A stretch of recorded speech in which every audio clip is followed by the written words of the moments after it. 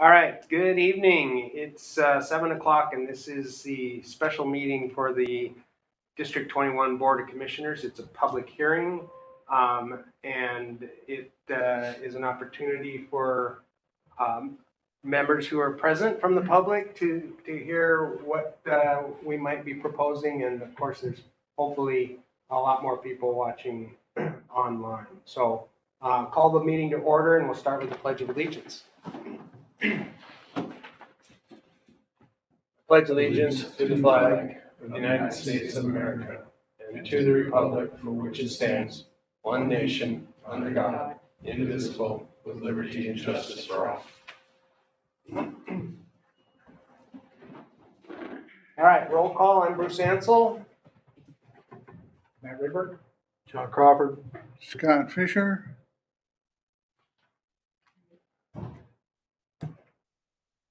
Kimberly is online. Hi, Kimberly. Thanks for joining us. Jason Vanderbeek, Fire Chief. All right. So what the plan is tonight is the chief has a PowerPoint presentation that will sort of explain a little bit of how we finance a fire district and why we're looking at lifting the lid or asking the voters to do so.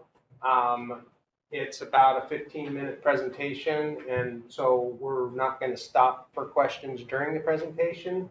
But when he's done, we'll take a short break, and then we'll entertain comments or simple questions and go from there. So thank you for joining us tonight. Chief? Commissioner Ansel, thank you very much. Thank you for those in attendance as well as those attending online. I'm just going to share my screen here real quick and get into this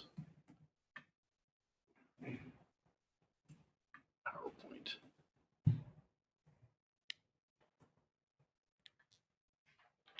There we go. Okay, so what we're here to talk about tonight is the potential proposition of a levy lid lift in North Whatcom Fire and Rescue, also known as Fire District 21, in 2024. So North Whatcom Fire and Rescue, we provide service to about 34,000 people, over 156 square miles. We are primarily in North Whatcom and Central Whatcom County. The fire district is the area you see in green. It extends from Semiahmoo and Blaine over to just past the incorporated area of Linden, which we do not protect. The pink kind of hole in the donut there is the city of Linden. And then that green extends on down to midway between Ferndale and Everson, down to just about just to the city, Bellingham city limits. And you see an orange area marked 4 on the lower right of the green area that is Fire District 21. That is Whatcom County Fire District 4, which contracts with us. So we provide service in that area as well. This levy lid lift proposal is only coming before the District 21 voters. The District 4 voters elected to raise their lid last August.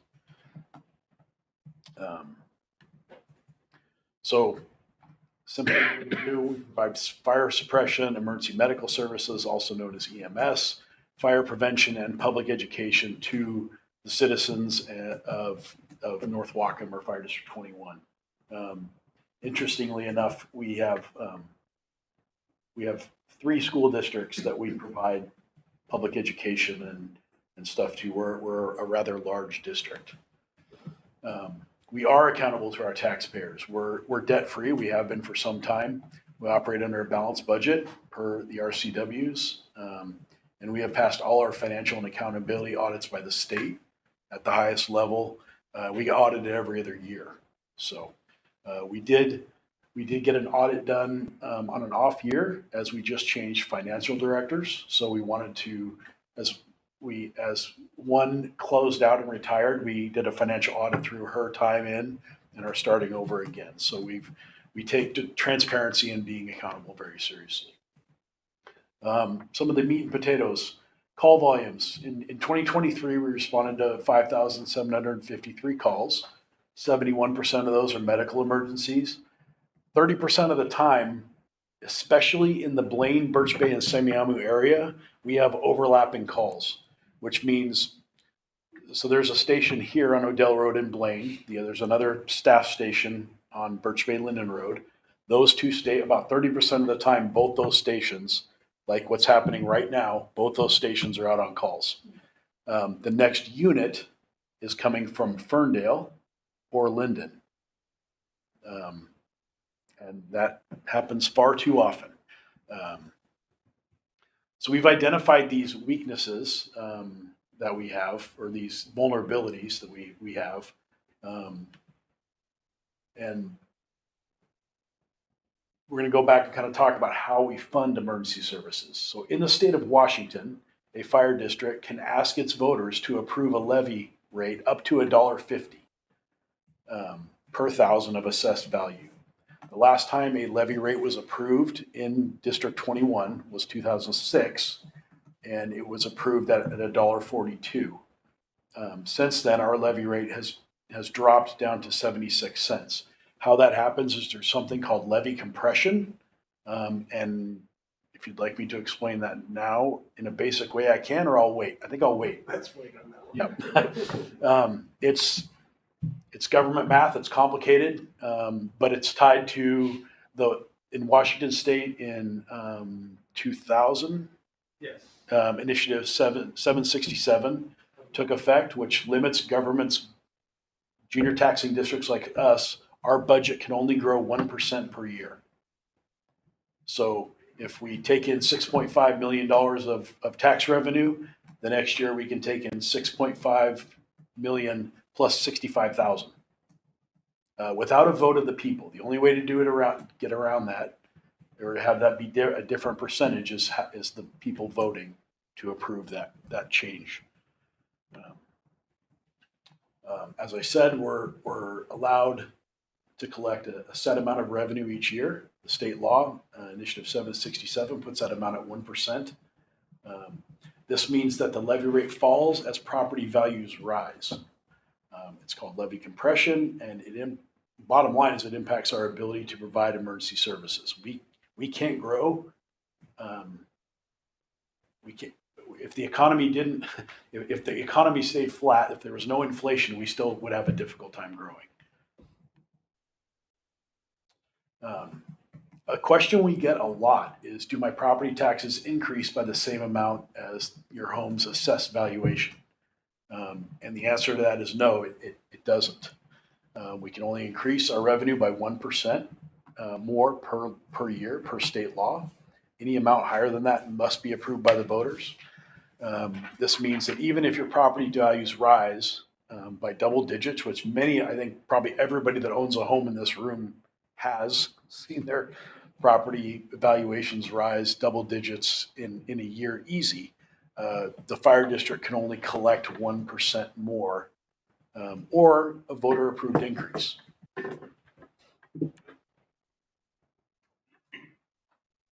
Revenue is just not keeping up.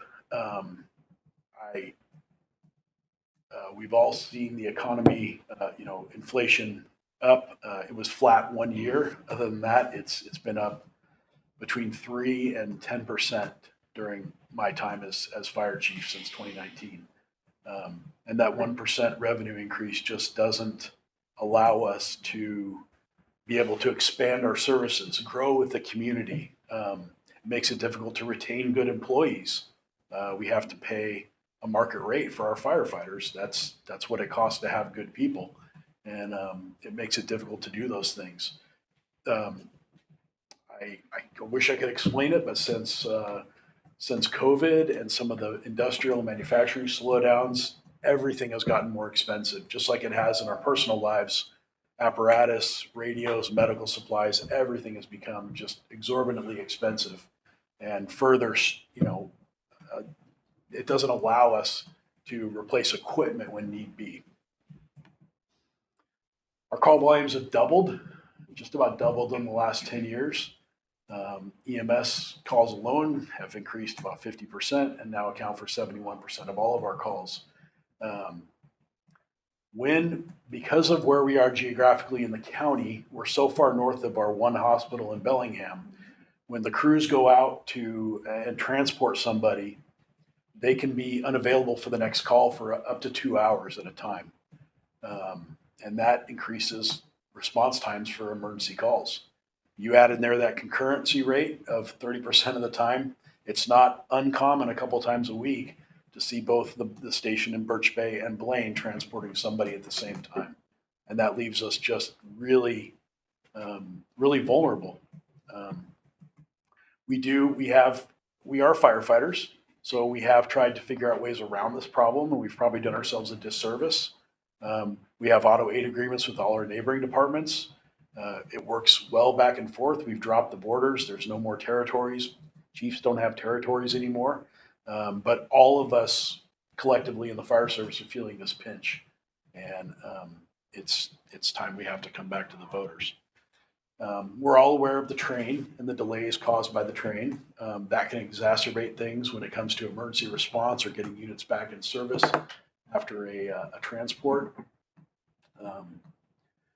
We need to be able to adequately staff our stations and rely on less mutual aid. Like I said, if the station on Birch Bay and the station in Blaine are out dealing with emergencies, our backup comes from Ferndale, Laurel, so right north of the city of Bellingham on the guide, or the city of Linden.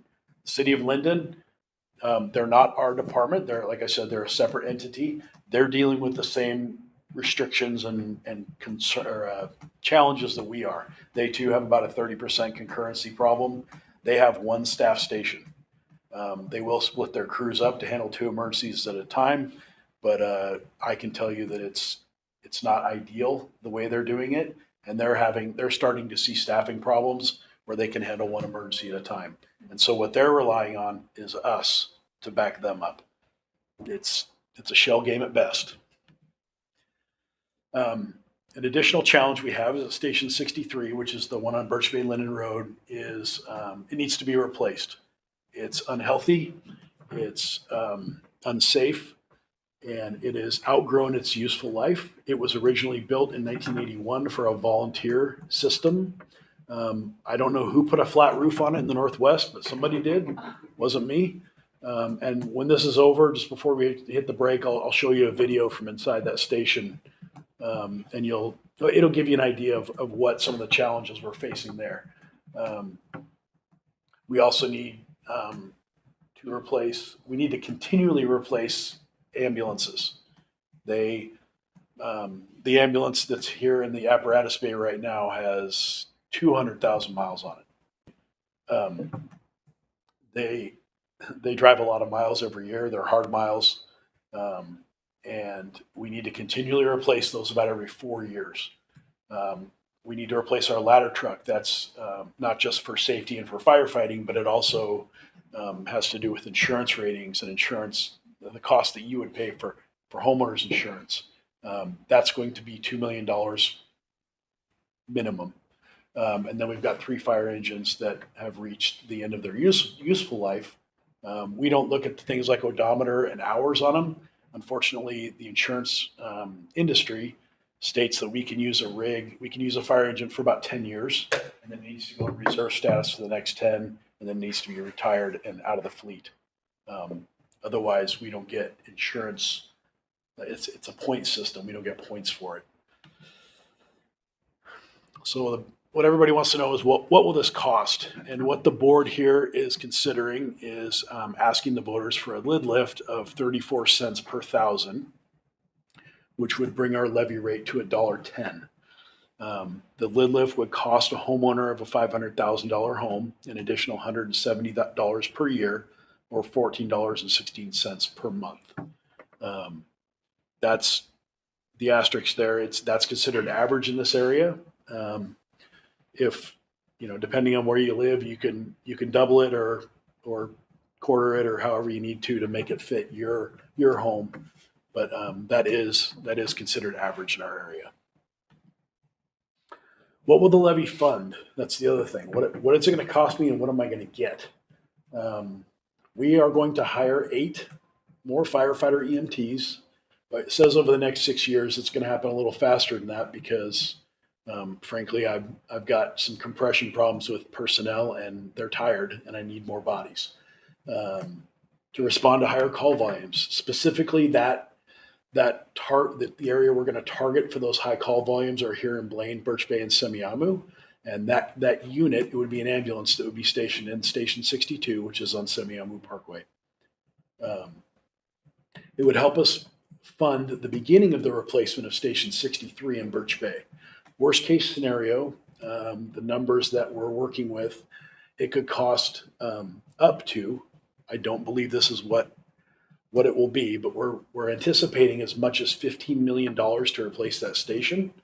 And so this will help us pay those payments. The way that we're looking to do that is to do what's known as a commissioner indebtedness bond, where the district takes out a loan. So we would need money in order to pay our payment every year, just like a mortgage, as well as replace emergency apparatus that's reached the end of its usable life. As it said in the earlier slide, 4 ambulances, a ladder truck, and fire engines.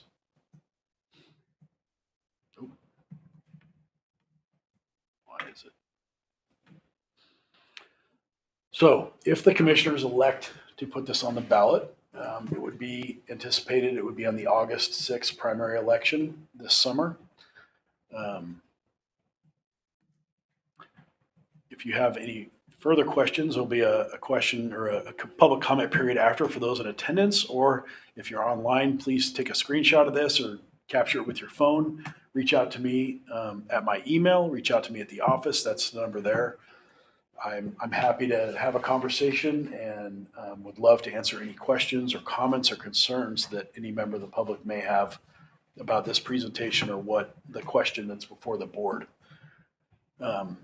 As I said, I would like to play just a really quick video to show you some of the challenges that we're dealing with at Station 63. This was taken this winter in the apparatus bay at Station 63 during one of our rainstorms. We don't have this bad a leak in the living quarters, but we're getting there. We have had an industrial hygienist come out because we had some concerns about the health and safety of our firefighters. But we use a pretty reputable company called Axiom. They do flat roofs all over Seattle and King County. They say they can no longer repair our roof. They can't guarantee any of the work they do because every time they patch one spot, we pop up with another bad spot. So they've said it needs to be torn off completely. So that is the end of my presentation. Okay. Since that went so quickly and we have so few visitors here tonight, but thank you so much for coming. So what tonight's purpose is, we put notices out to the public to say, hey, this is what we're considering doing, and hopefully you'll show up and voice your opinion, pro or con. We would like to hear it all. The bottom line is we can no longer fund a professional fire service on the amount of money that people are paying. I did some quick numbers just on my own house. I live in Birch Bay, and we hear the stories, and last time in 2021 they were very loud about, well, my assessed value doubled, now why can't we function? My property taxes must have doubled because my assessed value did. And because of the 1% compression or limit, that was I-747, Chief. I say 767? Yeah. No. That's a newer, bigger model. Yeah. So just for over the last 6 years, my house, the value has increased 75%. My property tax has actually only gone up 13%, but my payment to the fire district in 6 years has changed 1% in 6 years. So in 2019, I paid $803, and this year I pay $810. So I'm trying to dispel those naysayers that are saying, well, because my house is worth more now, you guys are getting a lot more money. I don't think the chief stressed that we don't get money from any other government entity. We're not funded by Whatcom County. We're not funded by the federal government. We are our own separate taxing district. That's why we have an elected board of fire commissioners. It's our responsibility to help fund or help get the funds and things that the department needs to be a professional operation. We lost at least 10 good people during and around COVID, not because they objected. We had 100% vaccination rate here. Thank you to our employees. They left because they got paid more next door or in another county south of us. And we were, I would say at that point, I think our wages were probably 25% below market average. And we are doing our best to try to catch up. We have really good people here. I believe 100% in them, and we want to keep them. So that's my little soapbox. Since you're here, if you want to say something, if you just identify yourself for the record, it's. Yeah. Yeah. Did you just give my name or something? Or? Yeah, just. Yeah, Peter Battle, live in Erie. So, well, the way I understand this, then you basically, your income stream is limited to 1% additional compared to what your base is, which you said was 6 million, correct? Every year, you can go we can go up 1%. So effectively, you have 3, 5, 10% inflation, and you are limited to 1%. Correct. So effectively, your costs are going up by 2, 3, 4, 8%, and you have no means of funding. Correct. Okay. And then the next question I have is on 62. I believe 62 is the idle facility on Semiamu Parkway. Yes. Now, from what I understand, you are going to reopen that if the levy passes. Is that correct? Yes. Now, I think you mentioned something about putting an ambulance there. So will there just be an ambulance there, or? There'll be a reserve fire engine there. It'll only be staffed with 2 firefighters. Okay. And our minimum staffing for fire events is 3 firefighters. The hope is that will be the next station to be staffed. We really need a third engine in this area. But we have to make these incremental growth pieces. In a nutshell, Semiamu has grown exponentially over the last 10 years. So effectively, while Semiamu has grown, the tax base from Semiamu has grown greatly, which has all gone to Whatcom County. But what I'm hearing is you guys have got none of it, except for 1%. We get the whatever levy rate that is in effect. So but you're only getting it unless an additional levy is passed. Right. All the increase in tax revenue that Whatcom County has seen from the new houses that have gone in have not come to you guys to help provide additional service. We do get some money for new construction, but it's not enough to buy a fire truck. And that's how you see. That's when we talk about levy compression. So we get 1% plus the new construction, but the new construction actually drives the levy rate lower because our budget can still only expand 1%. That's how this growth. It's not just the existing homes AV increase. It's the new homes. It's the new construction increasing the assessed valuation, which drives down the levy rate. So it's this kind of There's that one handout. Pick that up. Yeah.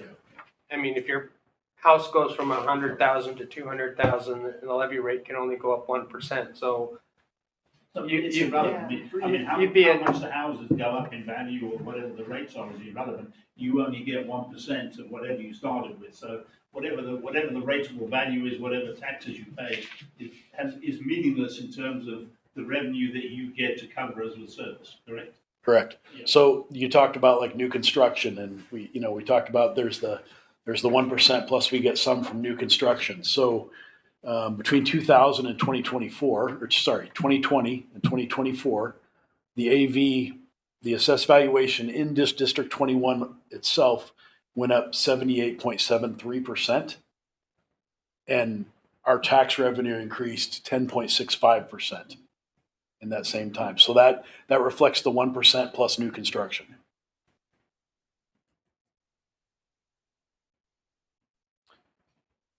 So we're broke. Well, I think it's funny because we see that fire station in Semiahmoo, and I don't think everybody in Semiahmoo knows there's no one in It's there. not manned, yeah. That's Right. not manned. HOA was in there for a while. Not very long. And as a retired nurse, it bothers me greatly that we're not gonna get the help.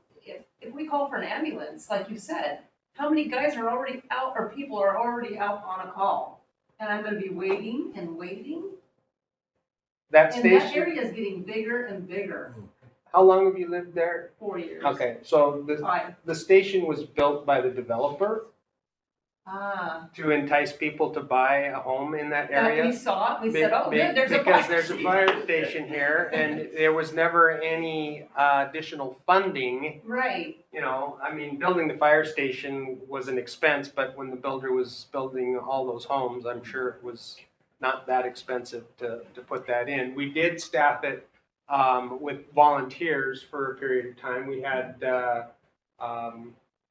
what do you call them, residents? Resident firefighter. We had resident firefighters that were staffing that station, but it's never been, correct me if I'm wrong, staffed by full paid professional it firefighters. just looks like it's such a big area that you guys have to cover.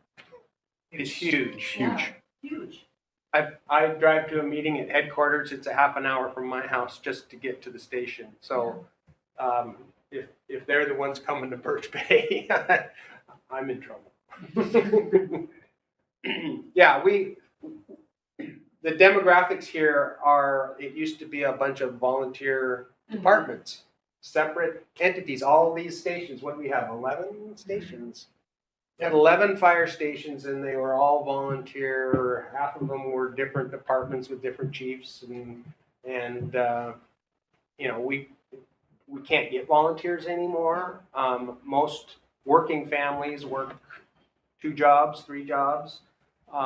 Most young people that we have recruited in the past, we pay a lot of money to send them to the academy to get trained, and then as soon as a job opens somewhere, they take it and leave. So it's not economically feasible for us to continue to do that. We'd love to have volunteers, but we do have a volunteer tender group. They're CDL truck drivers, and they bring water to the fire, but they're not interior structural firefighters. And they're very useful in this district because we have a lot of areas that don't have hydrants. But that's pretty much the extent of our volunteers. We have some rehab people, but yeah, I was a firefighter for 30 years in Bellevue, so coming here was kind of an eye opener for the distance and jurisdiction and the amount of area we cover. And you know, 15 years ago, when call volumes weren't that high, it was doable. The problem that probably the previous boards and administrations, if there was a lesson learned here, is, as you saw, the last levy lid lift was in 2006. And we're really should be funded more, and I hate to use the school district as an example, but if we don't ask the voters to lift the lid, that rate goes down regardless. So we have to, you can expect that if we do this right, we'll be doing it more often. For smaller amounts. Yeah. And right now, I mean, I'd love to go to $1.50, but there's no way we can convince the voters to do that. We get to $1.10, we can pay the bills, and then maybe in a few years, we'll raise it a nickel. Or in a few more years after that, we'll raise it a dime, but not have to do 30, 40, 50 cents at a time. Is your presentation available? I mean, I'm on the board of our HOA, and I'm sure there's a lot of our residents would like to see what we've just gone through. Is your presentation available? Absolutely. Half of them don't live here right now. Yeah, I know. We did the, who did We did the like the governing board of the SRA. Yeah. We did that a couple weeks ago, and then April 4th, Commissioner Ansel and I, and possibly Commissioner Rigberg, I haven't talked to him yet, are going to be at the Semiahmoo Men's Breakfast Club. But yeah, I've spoken. I left my email address. Would you mind emailing your presentation? Absolutely. What I'll do is I'll just distribute it to all of our residents and explain your dilemma. And I'd be happy to come into any of your meetings. Okay, thanks. And I'll get you my business card. Thanks. Yeah, no, absolutely. I'll take this show on the road. Yeah. So It needs This presentation is also being streamed live to YouTube right now and will be on YouTube Oh, good. for perpetuity. So you can also Okay, good. search on YouTube for North Whatcom Fire and Rescue and you'll see the channel and be able to watch it again. So it is definitely a critical community issue, and we really want the voters' input between now and so what happens now is that on the 21st, the commissioners will take this question up as are they going to put this on the ballot in August? And if they elect yes, then they'll sign a resolution and it'll go on the ballot. But I would really like for them to get feedback or get feedback myself. Is this, what do people think about this? Is $1.10? To me, it's a no-brainer. Yeah. Yeah. The 2021, we tried twice and it failed both times. Part of that was, I think, COVID made people really angry and they didn't want to do anything, and we had no public outreach because we couldn't meet with people. Oh, And right. so that was Just bad that was timing. kind of like early Zoom when people weren't really familiar with how to do that, and so my sense this time is the word is getting out way better. We've had a lot of news releases. I wish there were 50 people here tonight, but we'll go out and meet them. And if people like you, if you can spread the word, we would certainly appreciate it.